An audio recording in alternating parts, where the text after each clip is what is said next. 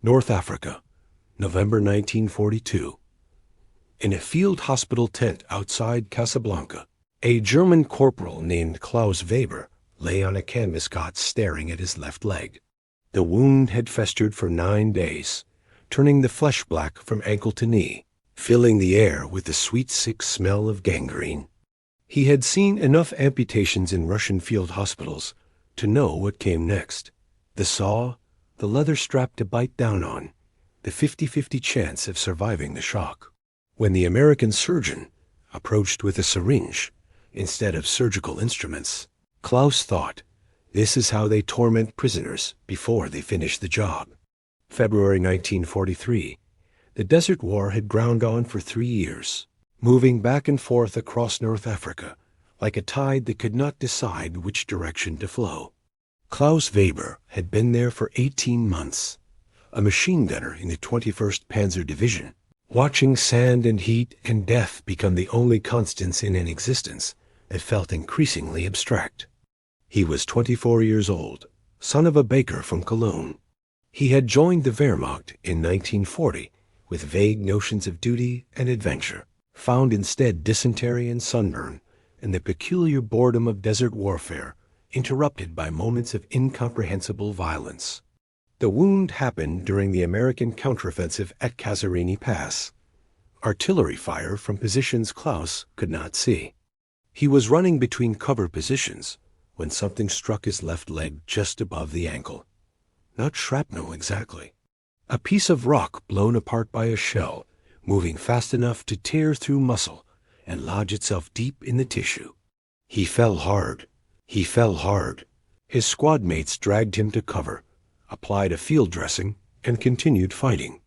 By evening, the battle had moved elsewhere, leaving Klaus behind with a dozen other wounded men too injured to retreat. The Americans found them at dawn. Young soldiers, nervous and unsure, expecting resistance and finding only exhausted men too hurt to fight. An American medic checked Klaus's leg, changed the dressing, and marked him for evacuation. "You're lucky," the medic said in broken German. Could have been worse. Klaus did not feel lucky. He felt like a failure, captured without firing a shot, marked for some unknown fate in an enemy prison camp. They transported him to a field hospital 20 miles behind the lines. A cluster of large tents arranged in neat rows, the smell of disinfectant and blood hanging heavy in the air. German and Italian wounded lay on cots beside American casualties, all suffering the democracy of pain and infection. Klaus was placed in a section designated for enemy wounded. The tent was hot during the day, cold at night, flies constant and persistent. His leg throbbed with every heartbeat, the pain settling into a dull roar that made sleep impossible. For 3 days, medics changed his dressing and gave him water. The wound looked worse each time they unwrapped it. The flesh around the entry point had turned dark, the infection spreading despite their efforts to clean it. On the 4th day, an American doctor examined him. Major Richard Fletcher, 42 years old, a surgeon from Boston who had operated on wounds from Guadalcanal to Casablanca. He probed the leg gently, his face carefully neutral. "The infection is deep," Fletcher said through an interpreter. "Bone might be involved. How long since the injury?" 4 days, Klaus replied. Fletcher nodded. "We'll try to save it. But you need to understand, if the infection doesn't respond to treatment, we'll have to amputate. It's that or sepsis." Klaus understood. He had seen men die from infected wounds, watched gangrene consume limbs, and then lives. Amputation was terrible, but at least it was survival. "Do what you must," he said quietly. That evening, Fletcher stood in the medical supply tent reviewing inventory. Morphine, adequate. Sulfa powder, running low. Penicillin, 3 vials, reserved for the most critical cases. Penicillin was still experimental, still rare, still being produced in quantities insufficient to meet demand. The military guidelines were clear. American wounded received priority. Allies second. Enemy prisoners last. only in cases where intelligence value or humanitarian concerns outweighed resource scarcity. Klaus Weber had no intelligence value. He was a corporal, not an officer. He knew nothing about strategic planning or secret operations. By strict protocol, he should receive sulfa powder and hope, nothing more. But Fletcher had been a surgeon for 20 years. He had taken an oath that made no mention of nationality or allegiance. He looked at Klaus's chart again, 24 years old, infection advancing rapidly, amputation likely within 48 hours without intervention. Fletcher made his decision. He would use 1 vial of penicillin on the German prisoner. He would document it as experimental treatment, justifiable on medical research grounds. He would accept whatever consequences followed. The next morning, he approached Klaus's cot carrying a syringe filled with yellowish fluid. "This is penicillin," Fletcher explained through the interpreter. "A new medicine, very powerful against infection. I'm going to inject it into your leg, directly into the infected tissue. It will hurt. But if it works, we might save the limb." Klaus stared at the syringe. He had heard rumors about penicillin, whispers in the ranks about a miracle drug the Allies possessed, and Germany did not. He had assumed such stories were propaganda, designed to demoralize. "Why?" Klaus asked. "Why waste your medicine on me?" Fletcher considered the question. "Because," he said finally, "infection doesn't care what uniform you wear." "And neither do I." The injection burned. Fletcher pushed the needle deep into the infected tissue around the wound, depressing the plunger slowly, watching Klaus's face contort with pain. The penicillin solution spread through the leg like liquid fire, fighting bacteria on a microscopic battlefield Klaus could not see. "Breathe," Fletcher said. "It gets worse before it gets better." Klaus gripped the edges of the cot, knuckles white, teeth clenched. The pain peaked and then slowly subsided into a deep ache. Sweat soaked through his shirt despite the morning cold. Fletcher finished the injection and stepped back. "We'll monitor the infection over the next 24 hours. If we see improvement, we'll continue treatment. If not ... double quotes. He didn't need to finish the sentence. The interpreter, a young private named Marcus, who had grown up in a German-speaking neighborhood in Milwaukee, leaned close to Klaus. "The major is taking a risk for you," he said quietly. "That medicine is rare. Some Americans died because they didn't have enough. You understand?" Klaus nodded slowly. He understood. This American surgeon was using precious resources to save the leg of an enemy soldier. The gesture made no sense within the logic of war, yet here it was, happening anyway. Hours passed with agonizing slowness. Klaus lay still, monitoring every sensation in his leg, trying to determine if the infection was advancing or retreating. The pain shifted, changed quality, became sharper in some places and duller in others. He could not tell if this meant improvement or deterioration. Fletcher returned at dusk, unwrapped the dressing carefully, examined the wound in the fading light. The flesh looked different. Still damaged, still angry, but the black edges had not spread. The smell had changed too, less sweet, more like simple rotting than the distinctive odor of advancing gangrene. "It's working," Fletcher said, surprise evident in his voice. "The infection has stopped spreading. We'll continue treatment." Over the next 3 days, Fletcher administered penicillin injections every 6 hours. Each time Klaus braced himself for the burning sensation. Each time Fletcher worked with quiet efficiency, documenting everything in his medical notes. The wound began to heal. The black tissue at the edges sloughed away, revealing pink flesh underneath. The swelling decreased. The pain, while still present, lost its feverish quality. On the 5th day of treatment, Fletcher examined the leg and smiled. "We are going to save it," he said. "You'll walk again. Might have a limp, but you'll walk." Klaus felt tears hot on his face, unexpected and unstoppable. He had spent days preparing himself for amputation, for the reality of going through life one-legged. Now this stranger, this enemy, had given him back something he had already mourned losing. "Thank you," Klaus said in English, one of the few phrases he knew. "Thank you," Fletcher nodded. "Don't thank me yet. Thank Fleming and Florey. They discovered it. I just applied it." As Klaus recovered, he began to notice the other men in the tent. American soldiers with their own wounds and infections. Some improving, some not. He watched as medics worked through the night, tending to everyone equally, making no distinction between friend and enemy beyond logistical necessities. In the cot next to Klaus lay an American corporal named James Sullivan from a place called Oklahoma. He had taken shrapnel in his shoulder during the same battle where Klaus was wounded. The two men could not speak directly, but Marcus the interpreter sometimes facilitated brief conversations. "You're the Jerry who got the penicillin," Sullivan said one evening, his tone more curious than hostile. Klaus nodded. "Lucky bastard. My cousin died from an infected leg wound at Guadalcanal. They didn't have enough medicine." Sullivan paused. "I should probably hate you for getting what he couldn't, but I'm too tired for hate." "Through Marcus," Klaus replied. "I did not ask for it. I expected to lose the leg." Sullivan considered this. "Fletcher's like that. Doesn't see soldiers. Just sees patients. My squad gives him grief about it sometimes, treating enemy wounded same as us.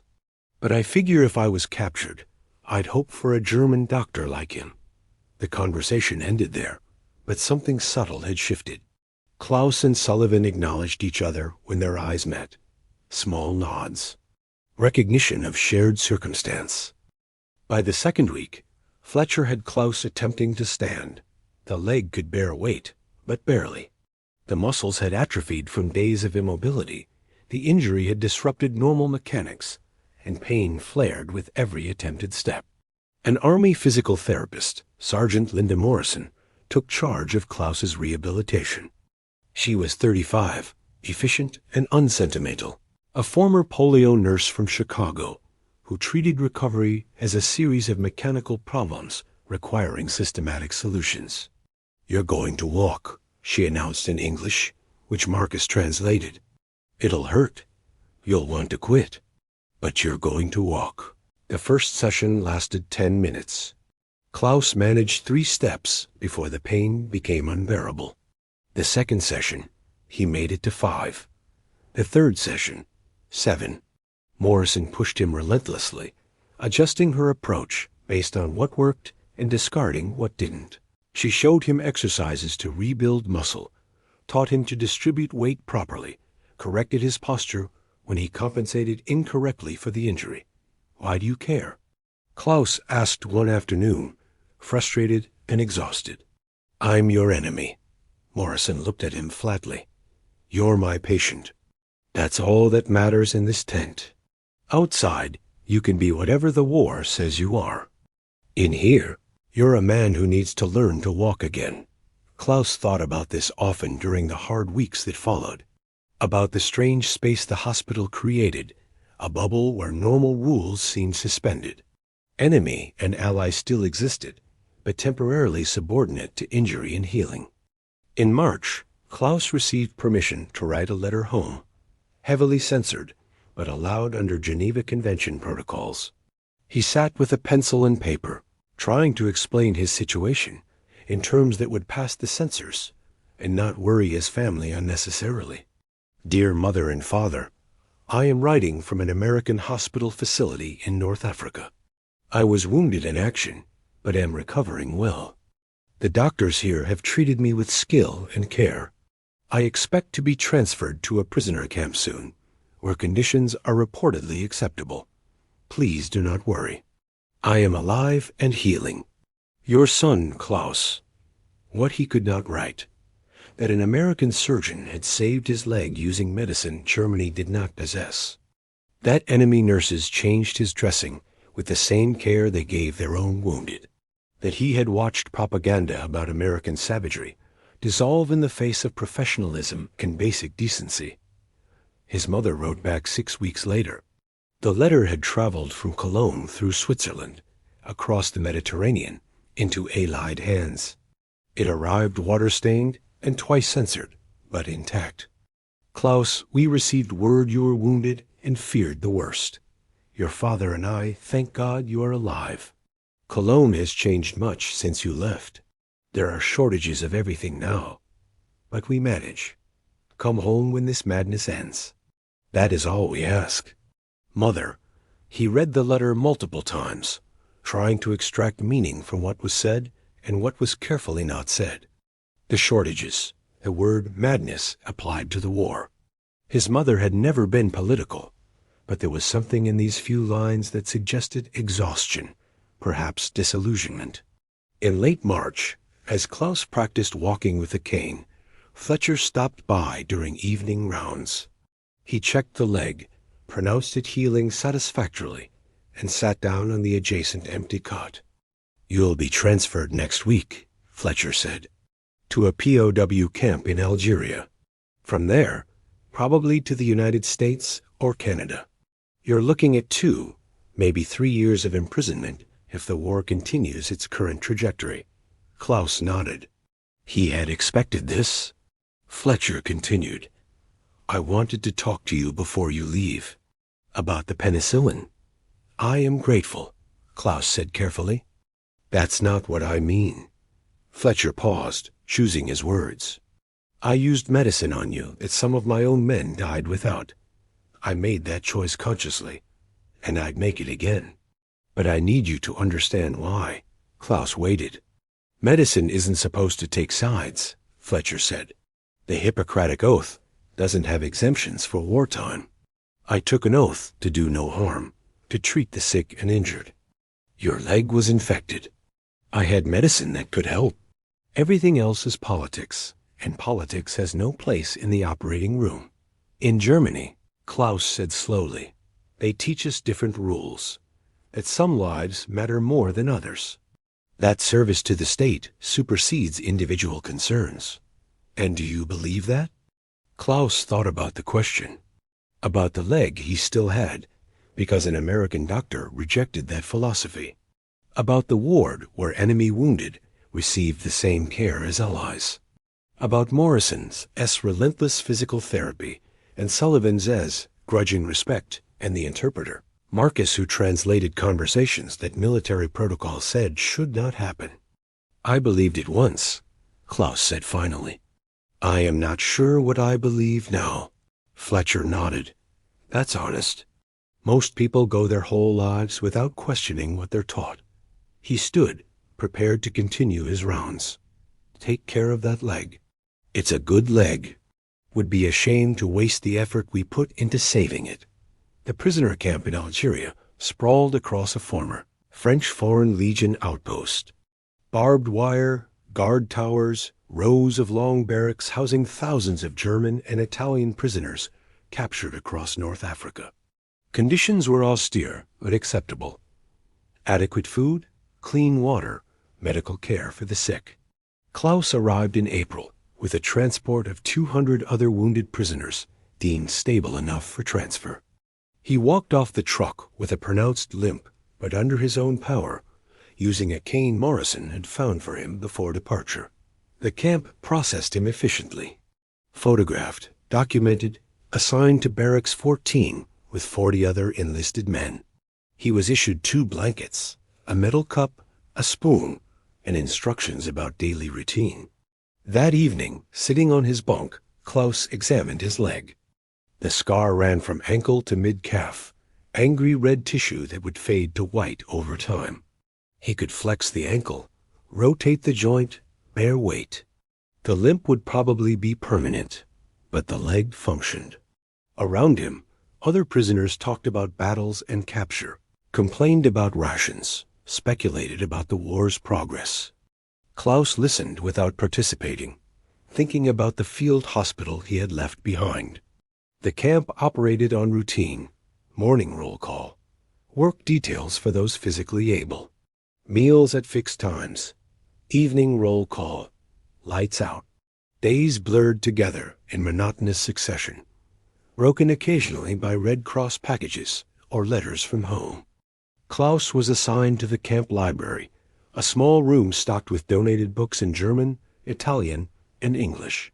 He spent his days cataloging volumes, checking books in and out, maintaining order among shelves that prisoners treated with surprising respect. The work suited him. It was quiet, required minimal standing, and provided access to reading material that helped pass the endless empty hours. He read American novels in translation, trying to understand the country that had captured him. Steinbeck and Hemingway, and Sinclair Lewis. Stories about people who seemed both foreign and familiar.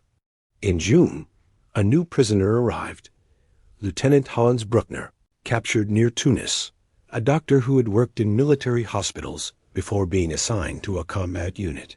He ended up in Barracks 14, in the bunk above Klaus. They talked one evening, sharing the common experience of medical treatment under fire. Klaus mentioned Fletcher and the penicillin, described the field hospital, and the American surgeon who saved his leg. Bruckner listened carefully. Penicillin, he said. We've heard about it. The British discovered it. The Americans mass-produced it. We tried to develop something similar, but never succeeded. How many injections did he give you? 6, over 3 days. And it saved the leg from amputation? Completely. The infection stopped spreading within hours. Bruckner shook his head slowly. Do you understand what that means? The Allies have a medicine that can save limbs, maybe lives, on a scale we can't match. That's not just a tactical advantage. That's civilization demonstrating superior capability. Klaus had not thought of it in those terms, but Bruckner was right. The penicillin was not just medicine. It was proof that one side of this war had achieved something the other could not replicate. Over the following months, Klaus began to see the war differently, not as a grand ideological struggle, but as a practical contest between systems.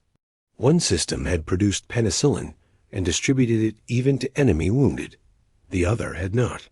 One system allowed surgeons to make medical decisions based on patient need. The other subordinated everything to political considerations. He thought about Fletcher's words, medicine isn't supposed to take sides, and contrasted them with what he had been taught in Germany, that everything must serve the state, that individual concerns were selfishness, that questioning orders was betrayal. In September, he received another letter from his mother. The news was worse. Allied bombing had damaged their neighborhood. His father's bakery was destroyed. They were living with relatives. Food was scarce. Everyone was exhausted. We pray for this to end soon, she wrote. Too much has been lost already. Klaus wrote back, offering what comfort he could. But he knew his words were hollow. There was nothing he could do to help them from behind barbed wire in North Africa. He could only wait, as they waited, for the war to run its course. The camp allowed prisoners to hold a Christmas service. A makeshift chapel in the largest barracks, a volunteer choir, a Protestant chaplain who spoke German, 200 men singing Silent Night in harmony, voices carrying across the compound. Klaus attended, not from religious conviction, but from homesickness.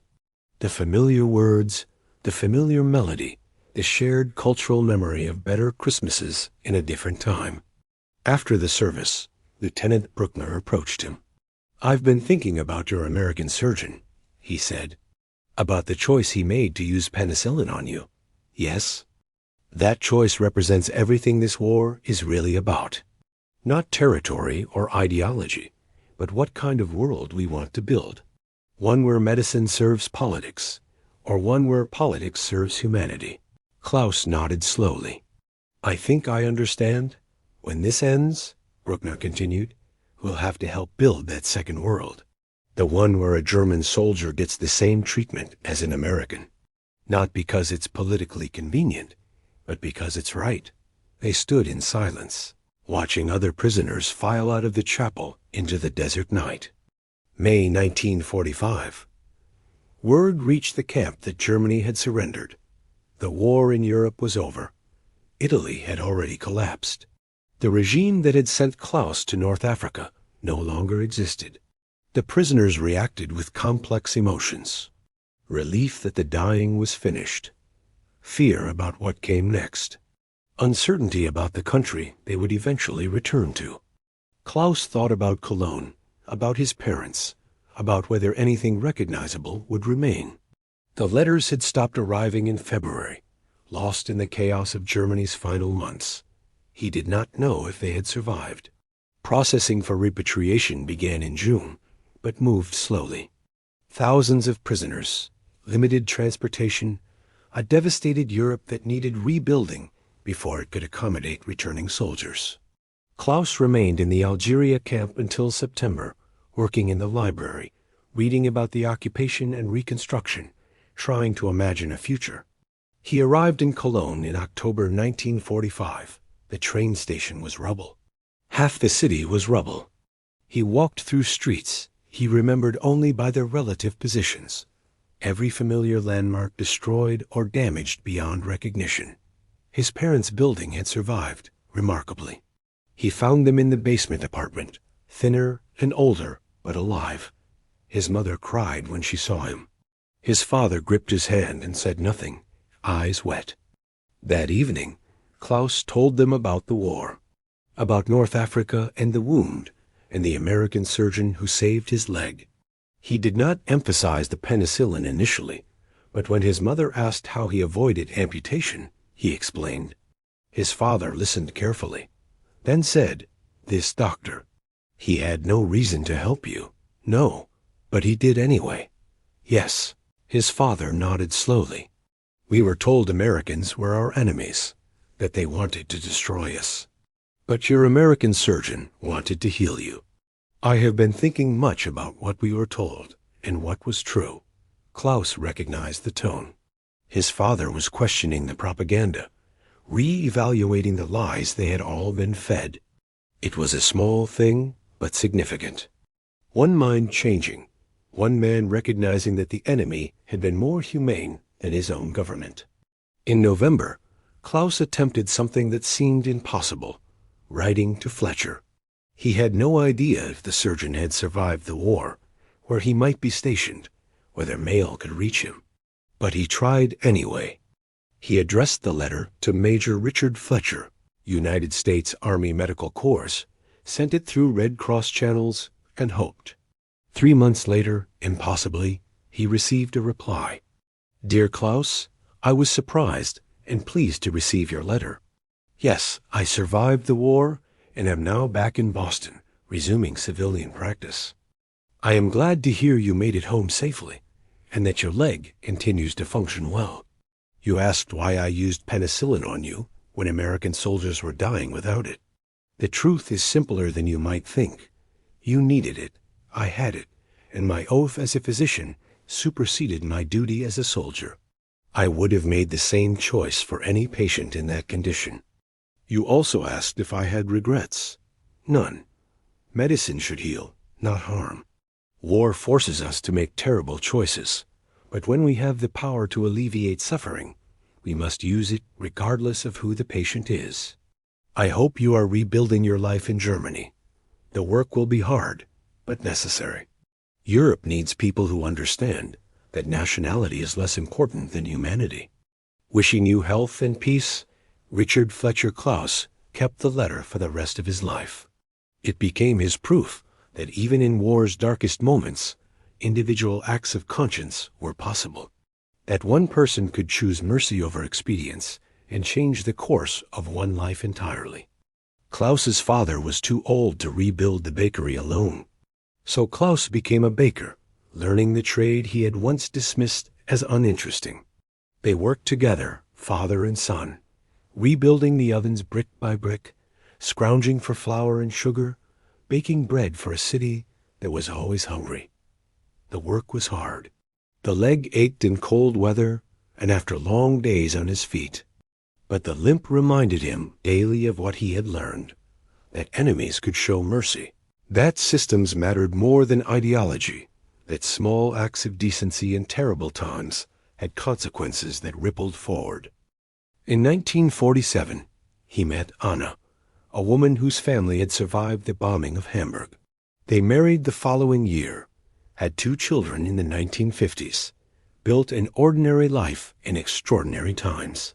He never joined political movements or made grand speeches, but he told his children the story of the American surgeon and the penicillin, taught them that hatred was taught, not natural, that people were more complex than propaganda admitted.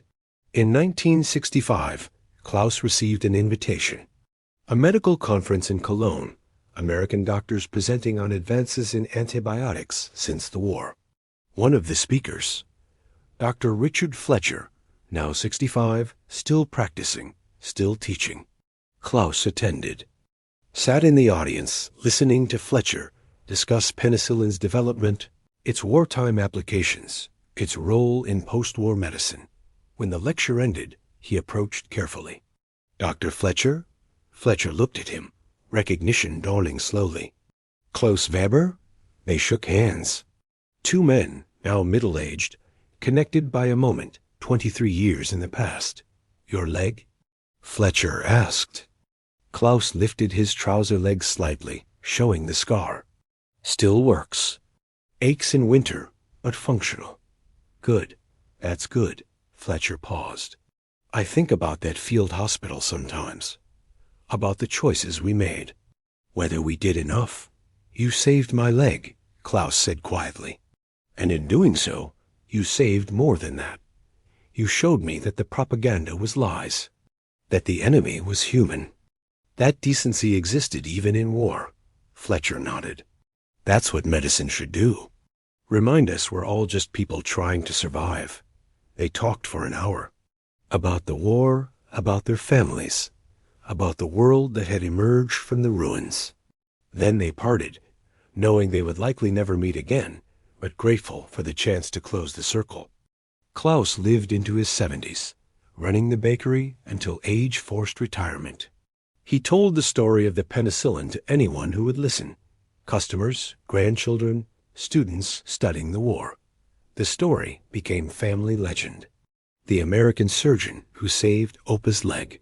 The medicine that worked miracles. The proof that even in war, mercy was possible. His daughter became a nurse. His son became a doctor. Both chose their professions influenced by Klaus's story, by the example of Fletcher choosing humanity over expedience. Fletcher retired from practice in 1975, moved to Maine, wrote a memoir about his experiences in wartime medicine. He devoted a chapter to Klaus, to the decision to use penicillin on an enemy soldier, to the letters they had exchanged afterward. The hardest decisions in war, he wrote, are often the simplest from a medical perspective. A patient needs treatment. A doctor has the means to provide it. Everything else is noise. In 1995, the city of Cologne erected a small monument to post-war reconciliation. A simple stone marker listing various acts of kindness between former enemies that helped rebuild trust after the war. Among the names, Klaus Weber and Richard Fletcher. A footnote in the larger story, but remembered nonetheless. Klaus attended the dedication ceremony at 83, walking slowly with a cane, his legs still functioning after 53 years. Fletcher had died the previous year, but his daughter attended, reading a letter her father had written about the importance of choosing mercy. My father never regretted using that penicillin, she said. He believed that every time a doctor chooses healing over politics, humanity wins a small victory. And enough small victories can change the world. The story of Klaus Weber and Richard Fletcher raises a question that echoes beyond their individual lives. What do we choose when resources are scarce and the enemy is suffering? Fletcher chose to save a leg that belonged to a man trying to destroy his country. He chose medical ethics over military logistics, individual humanity over collective strategy. And in doing so, he changed one life completely. Klaus chose to remember that mercy, to let it transform his understanding of enemies and allies, to pass that lesson to his children and grandchildren. One act of decency, rippling forward through generations.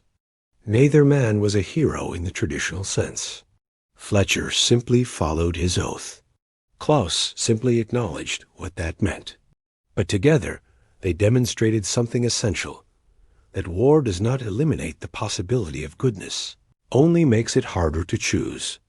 Today, the field hospital tent outside Casablanca is long gone. The desert has reclaimed whatever marks it left.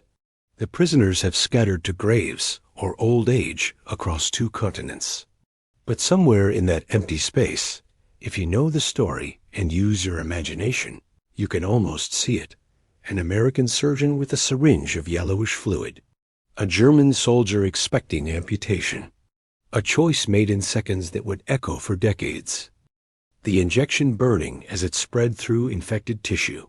The impossible hope that this new medicine might work. The slow miracle of healing, of propaganda dissolving in the face of basic human decency. Klaus Weber expected to lose his leg in that field hospital. Instead, he found proof that the enemy was not what he had been taught to believe. That mercy could exist between nations at war. That a single doctor's oath could matter more than political ideology. He carried that leg and that lesson for the rest of his life. When asked about his limp, he did not say, war wound. He said, penicillin scar. And then he told the story of Dr. Fletcher, the American surgeon who chose healing over hatred and gave a German soldier back his future. That is the legacy. Not in grand treaties or famous battles, but in quiet choices made by individuals who refused to let war define the limits of their humanity. A syringe of penicillin, a leg saved, a life changed, and proof, however small, that even in the darkest times, decency can find a way to persist.